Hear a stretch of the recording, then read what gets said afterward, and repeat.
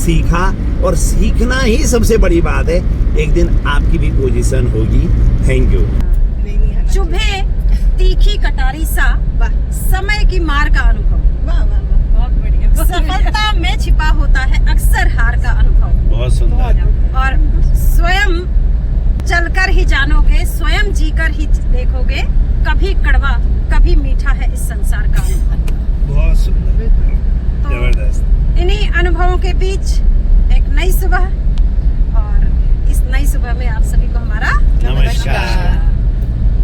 तो आज मैं बात करूंगी, आप सभी हमारे साथी जान रहे हैं कि आजकल प्रतियोगिताओं का दौर चल रहा है। कभी ये प्रतियोगिता, कभी वो प्रतियोगिता। और प्रतियोगिता की जब बात आती है तो हम बच्चों को देखते हैं, अक्सर वो मंच पर जाते हैं और घबरा जाते हैं, स्टेज फोबिया जिसको हम बात कर रहे हैं। 2 प्रश्न मैं करूंगी कि एक तो बच्चे स्टेज फोबिया उनका ना हो, मतलब कम हो जाए, जो मंच का भय है वो, उसके लिए कुछ किया जा सकता है क्या, पहली बात। और दूसरी बात, यदि प्रतियोगिता होती है, उनका कोई स्थान नहीं आता है, तो उसके बाद जो वो कंट्रोल नहीं कर पाते हैं अपने आप को, उनको उस असफलता को बचाना, उसके बारे में चर्चा। तो शुरुआत करूंगी मैं कन्याल सर से। कन्याल सर, इन दोनों ही बिंदुओं के बारे में अपनी राय दीजिए। जी नमस्कार मैम, नमस्कार सभी को, नमस्कार। और आज मैम का जो टॉपिक है बहुत ज़बरदस्त टॉपिक है, और हमेशा आप देखते होंगे मैम जब भी टॉपिक लेके आती हैं कोई सार्थक टॉपिक होता है, कहीं ना कहीं उसका जो हम निचोड़ निकालते हैं वो कहीं ना कहीं हमारे लिए बेनिफिशियल रहता है। और आप देखते हैं आज का जो टॉपिक मैम का है वो है कि प्रतियोगिता में बच्चों के जो स्टेज फोबिया हो जाता है, बच्चे स्टेज में उतना बेहतरीन परफॉर्मेंस नहीं कर पाते हैं, और साथ ही साथ जब बच्चा स्थान नहीं लेता है उसके बाद बच्चे को कैसे संभाला जाए, उसके अंदर जो उसकी मनोदशा है वो कैसे उसको पॉजिटिव रूप में ले। बिल्कुल बिल्कुल बिल्कुल मैम, बहुत सुंदर, बहुत बढ़िया आपका टॉपिक था। Thank you. और मुझे बोलने का अवसर मिला है, ज़रूर मैम। सबसे बड़ी बात है कि स्टेज फोबिया अगर देखा जाए तो मैक्सिमम 95% को होता है ना, लेकिन बात यह है कि सबसे पहले यह है कि स्टेज में आने के लिए सबसे पहला रहता है वोकैबुलरी, यानी शब्दकोश, आपके पास बात करने का तरीका कहाँ से शुरुआत हो। दूसरी बात जो भय की बात आती है, दूसरा वो रहता है अगर हम बार बार लोगों के बीच पहले प्रैक्टिस नहीं किए हुए हैं, हम अपने को शीशे के सामने नहीं बोले हुए हैं। मैं तो हमेशा यही कहता हूँ बच्चों को कि जब भी तुम्हें कोई चीज़, चाहे आपको एक पोएम कहनी हो, चाहे आपको एक स्पीच कहनी हो, आप शीशे के सामने अपने को खड़े होके बोलिए। और दूसरी बात, ज़्यादा बच्चों के साथ, बच्चे स्कूल में जब प्रैक्टिस करते हैं जनरली हम एक कमरे में उनको ले जाते हैं, वहाँ प्रैक्टिस कराते हैं। बच्चों की प्रैक्टिस कभी ऐसा समय मिल नहीं पाता है। यही कारण है, ड्रॉबैक यहीं पर है कि मैक्सिमम बच्चों के सामने जब बच्चे बैठे हुए हैं उन्हीं के सामने जो है अन्य बच्चों के सामने प्रैक्टिस कराई जाए बच्चों को, जिससे कि जो बच्चे का जो हेजिटेशन है वो दूर हो। क्योंकि बच्चा अपने बच्चों के सामने तो उतना हेजिटेट नहीं होता है, बट बाहर के जब लोग मिलते हैं, बाहर के नए सूरत जब उसे दिखते हैं तो वहाँ पर घबराहट होती है। बिल्कुल ये है कि आप बार बार प्रैक्टिस करें और भीड़ में प्रैक्टिस करें, लोगों के बीच करें, और अपना शब्दकोश बढ़ाएं। कॉन्फिडेंस लो होने का एक ही कॉज है, शब्दकोश खत्म। हम फिक्स रटे रटाए शब्दों का यूज करते हैं स्टेज में, और जिससे हमारा कॉन्फिडेंस, जब वो शब्द हमारे खत्म हो जाते हैं तो हमारा कॉन्फिडेंस लो होना शुरू हो जाता है। नंबर दूसरी बात, जब हम वहाँ पर कोई प्रतियोगिता में कोई पोजीशन नहीं ला पाते हैं तो हम मन से हताश होते हैं। बिल्कुल, एक इससे पहले हमने एक वीडियो बनाई थी, ईर्ष्या तूने गई मेरे मन से। बिल्कुल, बहुत सुंदर। ये बहुत जरूरी है कि वो अगर फंसा है तो उसकी खामियां क्या क्या हैं, मतलब खूबियां क्या क्या, सॉरी, उसकी खूबियां क्या क्या हैं, वो कैसे मतलब बेहतरीन आया। नंबर दूसरी बात, कोई नहीं, मैंने वहाँ पर अपना परफॉर्मेंस दिया और मैं नहीं निकला, नेक्स्ट टाइम मैं अब क्या करूँ कि मैं निकलूँ, नंबर एक। नंबर दूसरी बात, नहीं भी निकला तो ये है कि हमने बहुत कुछ सीखा। जीवन में सीखना बहुत जरूरी है बेटा, सबसे बड़ी बात है सीखना। लर्निंग हैबिट्स अगर आपके पास है ना, और रिसीविंग मोड में है आप, दो ही चीज होती है, लर्निंग हैबिट्स और रिसीविंग मोड। हमेशा लोग देने के लिए तैयार रहते हैं, आप लेने के लिए तैयार रहिए हमेशा, ऑलवेज। आप रिसीविंग मोड में रहिए, आप हमेशा ग्रो करेंगे, आपके अंदर जो कॉन्फिडेंस है वो बढ़ेगा और आपको ऐसा नहीं होगा कि मेरी पोजीशन नहीं आई। इसलिए जो है आपने बहुत कुछ सीखा वहाँ पर, देखा, सीखा, और सीखना ही सबसे बड़ी बात है। एक दिन आपकी भी पोजीशन होगी। Thank you sir, thank you so much sir. हाँ, तो अरे ये मैं आप लोगों को बताऊं, मैं आप लोगों को बता रही हूँ, वहाँ ना जो प्रोग्राम में बच्चे आए थे, एक बच्चा मेरे पास आया और कहने लगा मुझसे कि आप शशि जोशी मैडम हैं। मैंने कहा हाँ। तो वो बच्चा हमको सुनता है, वो BCS में पढ़ता था यहाँ। अच्छा, गुड। तो हाँ, तो मतलब हमारा उद्देश्य ही यही है, वो केंद्र ही यही है जो हम बात कर रहे हैं ना, चर्चा कुछ सार्थक हो, कुछ जाने, जो हम भी सीखें और वो भी सीखें। तो ये सिलसिला चलता रहे। मैं इसी क्रम को आगे बढ़ाती हूँ, कृष्णा मैम की ओर ले जाती हूँ। प्रश्न वही है, हो सकता है उत्तर कुछ आपका भिन्न हो। Thank you madam. लेकिन मैं पहले तो ये बोलूँगी, जो कन्याल सर ने बोला हाँ जी, कि 95% लोग ऐसे होते हैं जो हिचकते हैं स्टेज पर जाके बोलने में, जी। तो मैं खुद भी उन 95% लोगों में से हूँ। तो थोड़ा सा लगता है मुझे कि हाँ, वाकई मुझे भी थोड़ा सा कहीं ना कहीं डर लगता है कि मैं जाके कैसे बोलूँगी। और जहाँ तक है, मुझे लगता है, मैं अपने बचपन की एक चीज़ मैं आपको बताना चाहूँगी स्कूल टाइम की, कि आवाज़ मेरी थोड़ा तेज भी थी, और जैसे कभी क्लास में रीडिंग कराते हैं तो मैं अच्छी रीडिंग करती थी जी। तो मुझे वाद विवाद के लिए 2-3 बार चुना गया। लेकिन मेरे, और जाना भी कहाँ था, हल्द्वानी के आसपास ही किसी स्कूल में जाना था।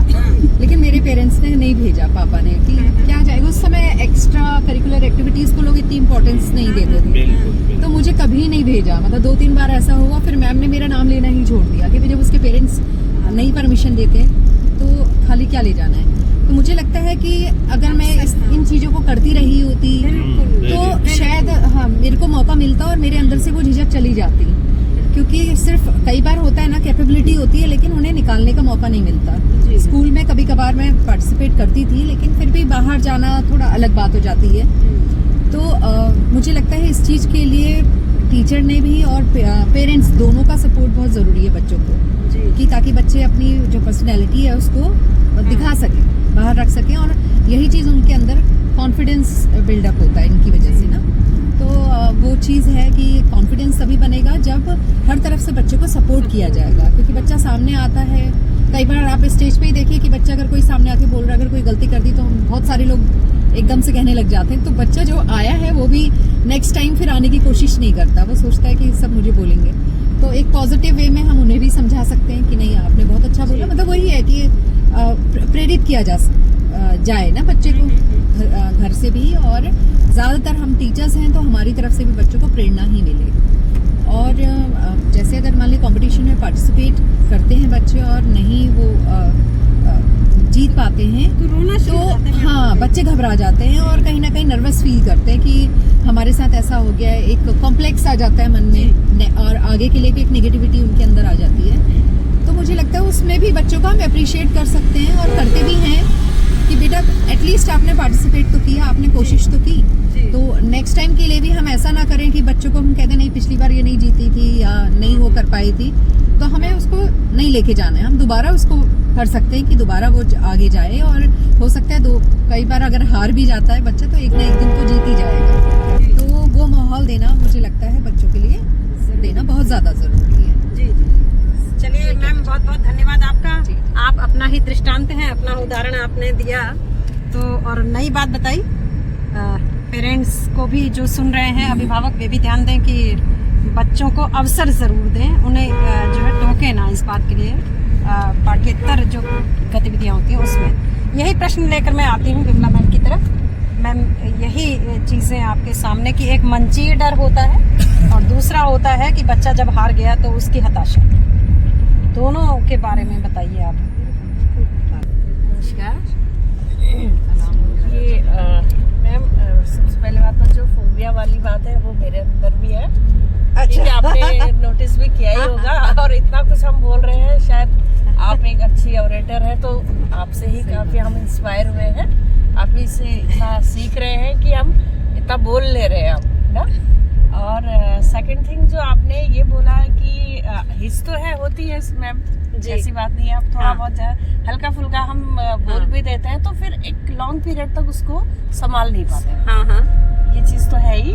और सेकंड थिंग जो आप कह रहे हैं कि हताश हो जाते हैं बच्चे, हताश तो मेरे हिसाब से नहीं होना चाहिए, क्योंकि नई जगह, हर जगह हमें नई चीजें सीखने को मिलती है। जी। और स्कूल्स का भी ये होना चाहिए कि कुछ ही बच्चों को, हम सिलेक्टेड ही बच्चों को हर जगह ना रखें, हर बच्चे को मौका मिले, तो इससे जो एक बच्चे के अंदर जो हिच है वो शायद दूर हो सकती है। और हर बच्चे को इसके लिए मौका देना चाहिए। और हताश होने वाली बात तो ये तो हम जैसे टेलीविजन वगैरह में भी देखते हैं, आपका ये सिंगिंग के प्रोग्राम्स होते हैं, वहाँ भी बहुत लोग रोने लगते हैं, लेकिन कुछ पल का है, लेकिन नई चीजें भी सीख कर जाते हैं। तो यही समझ कर हमें आगे बढ़ना चाहिए कि कुछ नहीं तो हमने नई चीज तो सीखी और अपने अंदर की कमियां दूर करने का हम प्रयास करें। इसके लिए हमें कंटिन्यू आगे जारी रखें। जी, आपने रोने की बात कही गीता मैम, मैंने एक गजल लिखी थी, उसका पहला शेर है कि अगर आंसुओं को अपनी ताकत बना ले तो किसकी है हिम्मत जो तुझसे मजा ले। बहुत बढ़िया। तो उस कोई जो आंसू निकल रहे हैं और दूसरा मजाक बना रहा है, हम मजबूत हो गए और तो किसी की हिम्मत नहीं हो सकती नेक्स्ट टाइम जब खड़े होंगे। गीता मैम, आप के अंदर जो है बहुत सारी नवीनताएं हैं, ज्यादा मत बोलना तो ठीक हो ठीक हो कि आप उन्हें हाँ तो मैम जैसा नहीं जगह चलो मैम जैसे कृष्णा मैम ने बोला कि मेरे पेरेंट्स ने नहीं भेजा मुझे, टीचर्स ने सेलेक्ट किया, लेकिन मैं ये कहूँगी कि ऊपर वाले ने मुझे शायद दुनिया के बेस्ट पेरेंट्स दिए। अगर मैंने किसी चीज़ में इतने से एफर्ट्स डाले तो मेरे पेरेंट्स ने इतने सारे एफर्ट्स डाले। शायद ही लाइफ में कोई ऐसी चीज़ होगी जो मैं करना चाहती थी और मेरे पेरेंट्स ने मुझे नहीं करने दी। मतलब मैं ये नहीं कह सकती कि मेरे मम्मी पापा ने मुझे वो करने से रोका, ठीक है। हर चीज़ जो मुझे करनी थी उन्होंने मुझे अलाउ करा कि तुम करो, तुम्हें मौका दिया जा रहा है। और मेरे भाइयों से कहीं ज़्यादा कॉन्फिडेंस उन्होंने मुझ पे दिखाया। मतलब कहीं अगर अकेले भेजना है तो मुझे मतलब जो चीज़ जैसे कि कॉलेज स्कूलिंग का था, मेरे भाई को कॉमर्स लेनी थी, कॉलेज स्कूल दूर था, हमारे स्कूल में कॉमर्स नहीं थी, बट मेरे पापा ने बोला इसको जाना होता ना मैं भेज देता, लेकिन तेरे को नहीं भेज। क्या बात है भाई, ठीक है। तो जो लेवल ऑफ कॉन्फिडेंस प्रणाम है भाई, ठीक है, वो बहुत अच्छा था उनका। और टचवुड अगर वो पूछोगे भी तो मैं भी एक अच्छी बच्ची थी, ठीक है, तभी मेरे पेरेंट्स मेरे ऊपर इतना कॉन्फिडेंस भी पाए, ठीक है। अब बात आती है कि ये आपकी जो स्टेज फेयर और मैम हर किसी में होता है, ऐसा नहीं होता कि जो बहुत अच्छा वक्ता होता है उसे डर नहीं लगता है, बट वो ये कि डर के आगे जीत। हम बहुत बार ये चीज़ को बोलते हैं, वो चीज़ वहाँ पर भी लागू होती है। आपको मैं यहाँ पे छोटा सा एग्जांपल देती हूँ। मैं मेरी क्लास के जो बच्चे हैं, ठीक है, मॉर्निंग असेंबली में तो जो वो न्यूज़ थॉट और क्वेश्चंस पूछते हैं, मैंने अपनी क्लास में ये कंपलसरी किया हुआ है कि रोज आप थॉट्स भी बोलोगे आकर के और क्वेश्चन भी पूछोगे और न्यूज़ भी पढ़ोगे, चाहे तुम दो ही पढ़ो, और हर दिन अलग लड़की पढ़ेगी। अगर आप लोगों ने एक चीज का ध्यान दिया हो तो जितने दिन मेरी मॉर्निंग असेंबली की अटेंडेंस वो असेंबली में बारी चढ़ रही है, मैंने सेम लड़की को रिपीट करने से साफ मना कर दिया। डर के बोलेगी, आवाज कांपेगी, कुछ भी होगा, बट अगर वो बोलेगी तभी तो उसमें कॉन्फिडेंस आएगा। अगर बच्चा बोलेगा ही नहीं, और पता क्या होता है, नॉर्मली हम एक जो दो बच्चे बोल रहे हैं वो अच्छा बोल रहे हैं तो तुम ही बोलो, लेकिन पेन अगर हम नहीं लेंगे मैम तो वो बच्चा आगे नहीं। मैं नहीं जानती मेरे बच्चे आगे बढ़ेंगे नहीं बढ़ेंगे, बट मेरे पेरेंट्स ने अपनी तरफ से एफर्ट्स डालने में कोई कमी नहीं करी, तो मैं भी ये समझती हूँ कि मुझे भी किसी चीज में एफर्ट्स डालने में कोई कमी नहीं करनी चाहिए। और जहाँ तक आपका ये था, और वो अगर हम ना अगर अच्छी तरीके से बच्चे में कॉन्फिडेंस पैदा करेंगे तो शायद वो बच्चा अच्छे से मतलब कर पाएगा, क्योंकि हमारा कोई भी बच्चा खुद को खुद की नजर से नहीं देखता, खुद को दूसरों की नजर से देखता है। तो हम उसे कौन सी नजर दे रहे हैं शायद वो भी मैटर करती है, और वो बहुत ज्यादा मैटर करती है। जी। अब मैं आपको एक एग्जांपल देती हूँ, जो आप वो बोल रहे थे कि बच्चे बहुत हताश हो जाते हैं। हाँ जी। मेरी बेटी छोटी सी थी, किड्स में जाती थी, कुछ कंपटीशन था, may be fancy dress competition था, कुछ कंपटीशन था, कंपटीशन मुझे याद नहीं है। उसमें मेरी बेटी फर्स्ट नहीं आई, वो सेकंड आई, ठीक है। और उसने रोना धोना घर आकर के मैं फर्स्ट नहीं आया, ये नहीं आया, सेकंड आया में उसने बहुत वो किया, क्योंकि उसको उससे पहले उसको हर चीज बता कि मैं फर्स्ट ही आती हूँ, फर्स्ट ही आती हूँ, तो बहुत ये चीज थी। तो मुझे ये लगा कि ये बच्चा आज जो ऐसा कर रहा है, बड़ा होके तो मैडम ऐसे ही बच्चे सुसाइड कमिट करते हैं। हाँ, सही कहा। ठीक है। तो मैंने उस दिन अपने बच्चे को बैठ करके एक बात समझाई, और वो मैं आज तक समझाती हूँ कि बेटा फर्स्ट आना अच्छी बात नहीं होती है। अभी आपने बोला ईर्ष्या आ जाए तो बच्चा कुछ भी कर लेता है, लेकिन मैंने अपने बच्चे में से वो ईर्ष्या ही खत्म कर दी। मैंने कहा बहुत अच्छी बात नहीं है सेकंड फर्स्ट आना, बेकार होता है फर्स्ट आना, नहीं आना चाहिए जिंदगी में फर्स्ट, सेकंड आओ।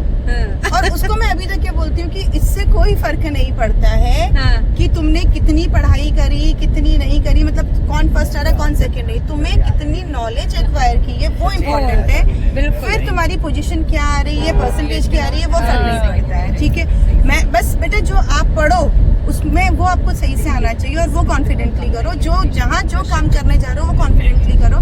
इससे मैटर नहीं करता कि आपकी पोजीशन क्या है। अब मेरे बच्चे को ये पता है कि मेरे घर पे मेरी मम्मी को मेरे पापा को ये फर्क नहीं पड़ता है फर्स्ट आया सेकंड आया क्या है, तो वो जो चीज करती है कॉन्फिडेंटली करती है। तो मैडम ये चीज ना मुझे ऐसा लगता है कि अब पता नहीं, मेरी बच्ची बहुत होशियार नहीं है, बहुत अच्छी वो नहीं है, लेकिन बहुत बुरी भी नहीं है। किसी भी चीज में मैं देखूंगी कि किसी कंपटीशन के लिए जाती है, चाहे आप उसको बोलो उसकी स्टेज हैंडलिंग बोलो, वो बहुत अच्छी नहीं है तो बहुत बुरी भी नहीं है मेरे बच्चे की। तो वो कहीं ना कहीं जो कॉन्फिडेंस मेरे पेरेंट्स ने मुझे दिया, मैंने कोशिश करी कि मैं वो अपने बच्चों को दूं। अपने बच्चे मतलब मेरे घर का बच्चा और मेरे स्कूल के बच्चे को। अब वो बच्चा कितना एक्वायर करता है उनकी वो है। तो मुझे ये लगता है कहीं ना कहीं हम जैसा रखेंगे वैसा ही आगे चलने वाले के अंदर भी चीजें आएगी। बहुत ही बढ़िया, thank you ma'am, thank you. तो इसमें गीता मैम ने ये समझाया अभिभावकों का रोल भी बहुत बड़ा है इसमें। अभिभावक टीचर सबका सब जो शुरुआती जो आपने बात कही ना कि पेरेंट्स ने हमेशा मौके दिए, तो वहाँ से लेकर बाकी टीचर्स का तो है ही। अब आपकी बात से मुझे एक चीज तो ये समझ में आई कि हम लोगों के अंदर अगर मतलब योग्यता है, इससे फर्क नहीं पड़ता कि कौन सा स्थान आ रहा है क्या आ रहा है, बिल्कुल योग्यता है, ज्ञान अर्जन किया है तो समाज में अपनी जगह मिली जाएगी पहली बात। और कुछ ना कुछ जो हम स्वावलंबी होने की बात कहते हैं, जो समाज आपको आकेगा आपके ज्ञान से आपका स्थान निश्चित हो जाएगा, तो वहाँ उसका मोहताज नहीं होना है कि मैं नंबर 1 बनूं या जो भी बनूं। ये बहुत अच्छी बात कही आपने। और दूसरी बात, अब मैं अपनी बात करती हूँ कि जो मुझे जो लगता है ना कि मंच का जो भय होता है उसका मूल कारण है किसी भी बंदे का ये सोचना कि मुझसे गड़बड़ हुआ तो मेरी हंसाई होगी, जग हंसाई होगी, ये क्या सोचेंगे। तो यही जो ये पॉइंट है ना, कांटा यहीं से निकालना है। ये क्या सोचेंगे नहीं, मैं क्या सोचती हूँ, मैं क्या सोचता हूँ, ये देखना है। कल भी मैं बच्चों को यही समझा रही थी कि आप अपना बेस्ट दो, अपनी ओर से कमी मत रखो, बस कि आपको दिल में ये बात ना कचोटे कि मैंने अच्छा नहीं किया, मेरे से चूक। सही बात है। रिजल्ट चाहे कुछ भी हो, आओ मत आओ, और हर चीज के लिए प्रिपेयर होके जाओ। आते हैं तो भी अच्छा, ना रंज अच्छा ना मलाल अच्छा, वो जिस हाल में रखे वो हाल अच्छा। एफर्ट्स जरूर डालो, मतलब मैं अपने बच्चे को तो यही बोलती हूँ, बेटा तुम अपने 100% दो, बाकी रिजल्ट भाड़ में जाए। बिल्कुल बिल्कुल, आप रिजल्ट के मोहताज नहीं है ना, आप तो अपना जो है आपके हाथ की चीज नहीं है। बिल्कुल बिल्कुल, वहाँ पर कौन से कारक, कौन सी परिस्थितियाँ, क्या चीज, सिचुएशन क्या होती है, कुछ हमें पता नहीं रहता। तो रिजल्ट पर नहीं, अपनी मेहनत पर ध्यान दें। और दूसरी चीज जो हम देखते हैं कि जैसे ही परिणाम घोषित हुआ टप टप शुरू हो जाते हैं। तो मैम मैं आपको यहाँ पर एक चीज बताऊंगी, ये जो है ना ये टप टप होना, ये ह्यूमन इमोशंस है। आप फर्स्ट आए तो उसमें भी टप टप शुरू होते हैं, बट हम उनकी बात क्यों नहीं कर रहे हैं, खुशी में भी आते हैं, बिल्कुल बिल्कुल, और गम में भी आते हैं। मैं अपना एक एग्जांपल दूं, मैं एसएसबी देने के लिए गई हुई थी, ठीक है, और इलाहाबाद में मेरा एसएसबी था, और जब हमारा पूरा बैच वॉश आउट हुआ, मतलब हम कोई सेलेक्ट नहीं हुए। आपको पता है, क्योंकि एक जो जिंदगी मैंने जी एक लाइफ का कि मुझे आर्मी ही ज्वाइन करनी है ये सोच करके, और जब आप वहाँ से रिजेक्ट होके आते हो, वो क्षण वो पल, क्योंकि मैंने मेहनत की है, मैं चाहती हूँ मैंने मेहनत की, मे बी मैं उसके लिए नहीं बनी थी, बट मैंने मेहनत की और मैंने अपना 100% दिया, उसके बाद भी नहीं हुआ। तो जब मैं वहां से वापस आती हूँ, आप लगाओ इलाहाबाद से मैं हल्द्वानी पहुंची हूँ और वो पूरा रोते हुए पहुंची हूँ। मैं पूरी ट्रेन में रोते हुए फिर आप पहुंची हूँ। सामान्य कब ये भी बता दीजिए, नॉर्मल ठीक कब हुए है। आप? और पता नहीं मुझे, मैं मतलब बहुत दिनों तक सोचती रही कि ऐसा क्यों हुआ, फिर वक्त बहुत बड़ा हीलर ये है। आ गया, बस यही पॉइंट आ गया कि समय पर छोड़ दें। हाँ, वो बहुत मन में हाँ। जो भाव आ रहा है बहने दें उसको, है ना। उदासी आ रही है, आने दें, समय पर छोड़ दें, लेकिन क्योंकि समय अब सब ठीक हम कर देगा। रोने को हम ये नहीं कह सकते कि रोने वाला गलत ही है, हाँ, क्योंकि हाँ, हाँ। मैडम हमने जब इतनी मतलब इतने एफर्ट्स डाले होते हैं हमने तो दुख प्रयास होता किया, है हाँ, भाई, दुख होता है। हम ये कह ही नहीं सकते मुझे फर्क नहीं पड़ता, हाँ हाँ। पड़ जाता है यार, बिल्कुल, फर्क बिल्कुल। बहुत पड़ जाता है। तो ये भावनाओं का ज्वार है, उतार चढ़ाव है, समय पर छोड़ दें और आज नहीं तो कल ठीक है, आपकी फिर बारी आएगी, स्थान भी मिलेगा और ठीक है। जैसे जिंदगी चलाती चले, लेकिन अपनी मेहनत पूरी डालें, सही है ना? बात, बिल्कुल। दरवाजे के तो पीछे। उसमें कहीं कोई कमी न रह जाए। तो जिंदगी में आप ऐसे ही सीढ़ियां दर सीढ़ियां चढ़ते रहें, जैसे जैसे समय आगे बढ़ता है सोचते रहें। जैसा कन्याल सर ने शुरुआती में कहा था कि आपका शब्दकोश बहुत बड़ा होना चाहिए, आपको अपनी बात की अभिव्यक्ति के लिए वो शब्द आने चाहिए, नहीं तो आप अटक जाएंगे मंच पर बोलते समय। तो उसकी भी कोशिश करें। और एक चीज सर, मैं तो ये शेक्सपियर प्रयास के पास करती हूँ। 500 ही शब्द थे। अच्छा, मैं देखिए मैं उसके पास क्या होता है, नॉलेज जैसे 500 शब्दों की थी मात्र, लेकिन राइटर अपवाद देखो तो फिर कितना बड़ा अपवाद था। सब जगह होते हैं ना। दीवारों पर क्या, जैसे स्कूल में क्या लिखा है वो चीजें समझें, जाने, आसपास जिससे हम बात कर रहे हैं उनको ध्यान से सुने, तो जिंदगी में सफलता के आपके अपने आप आ जाएगी। तो इसी के साथ कल हम मिलेंगे आपसे एक नए विषय के साथ। बाय नमस्कार। बाय।